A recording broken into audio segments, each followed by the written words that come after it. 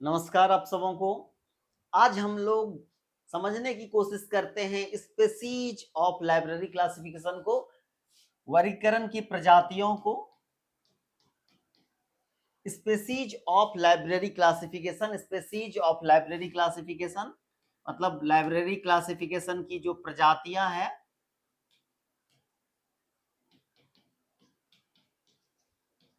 Library classification को दो प्रजातियों में बांटा जाता है।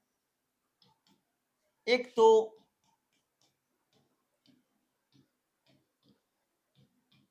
इन्यूमरेटिव परिगणनात्मक और दूसरा फैसेटेड मतलब इसका हिंदी पक्षात्मक।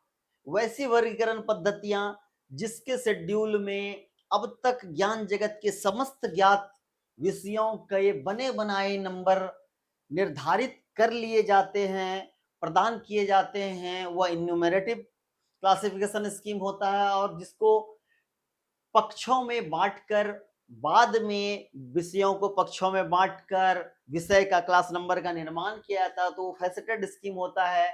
इन्यूमरेटिव क्लासिफिकेशन स्कीम भी दो तरह का होता है। इसमें आप एक प्योर इन्यूमरेटिव स्कीम बोल सकते हैं और दूसरा होता है ऑलमोस्ट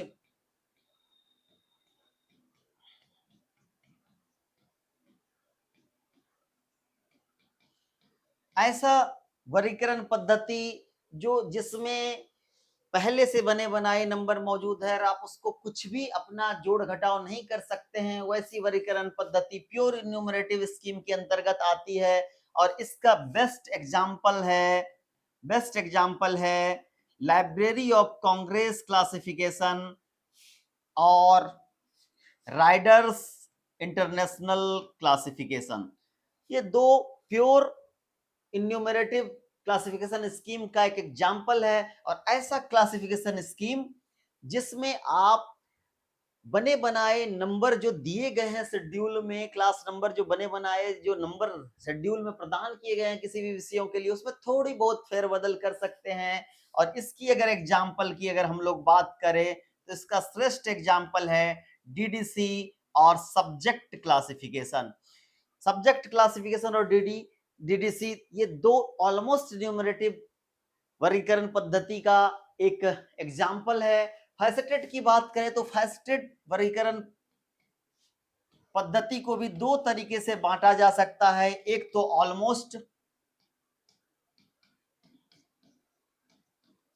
ऑलमोस्ट फैसेटेड और दूसरा जो होता है वह सीधा फैसेटेड होता है। ऑलमोस्ट फैसेटेड में पक्षात्मक पद्धति का काफी हद तक प्रयोग किया गया है और इसका श्रेष्ठ एग्जाम्पल यूडीसी है। वहीं अगर फैसेटेड वर्गीकरण पद्धति की बात करें तो फैसेटेड वर्गीकरण पद्धति जो कि एस आर रंगनाथन का जो सीसी कोलन क्लासिफिकेशन है वह एग्जाम्पल है। और फैसेटेड वर्गीकरण पद्धति को पुनः तीन भागों में बांट सकते हैं। रिजिडली एक रिजिडली वर्गीकरण पद्धति होता है, दूसरा फ्रीली और तीसरा फुल्ली फ्रीली। इस तरह से फैसेटेड वर्गीकरण पद्धतियों को आप तीन भागों में बांट सकते हैं। और पहला जो है रिजिडली जो वर्गीकरण पद्धति, इसमें कोलन क्लासिफिकेशन का पहले से तीसरे संस्करण तक को इसके अंतर्गत रखा जाता है। फ्रीली फैसेटेड जो वर्गीकरण पद्धति जिसको एनालिटिको सिंथेटिको स्कीम भी कहा जाता है, उसमें चौथे से लेके छठे संस्करण तक को रखा जाता है। और फुल्ली फ्रीली फैसेटेड स्कीम के अंतर्गत सातवें संस्करण को रखा जाता है। एक बार हम लोग फिर से देखें, स्पेसीज ऑफ लाइब्रेरी क्लासिफिकेशन को दो भागों में बांटा जा सकता है, इन्यूमरेटिव में और दूसरा फैसेटेड में। इन्यूमरेटिव स्कीम को पुनः दो भागों में बांटा जा सकता है, प्योर इन्यूमरेटिव और ऑलमोस्ट इन्यूमरेटिव में।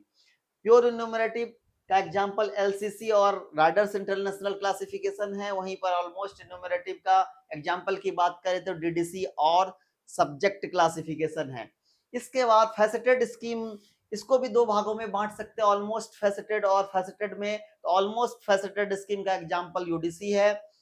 फैसेटेड स्कीम को पुनः तीन भागों में बांट सकते हैं, रिजिडली फैसेटेड, जिसमें सीसी का पहले से लेकर तीसरा संस्करण आता है, फ्रीली फैसेटेड जिसे कि एनालिटिको सिंथेटिको स्कीम भी कहा जाता है, जिसमें चौथे संस्करण से छठे संस्करण को रखा जाता है, और फुल्ली फ्रीली फैसेटेड स्कीम जो होता है उसमें सीसी के सातवें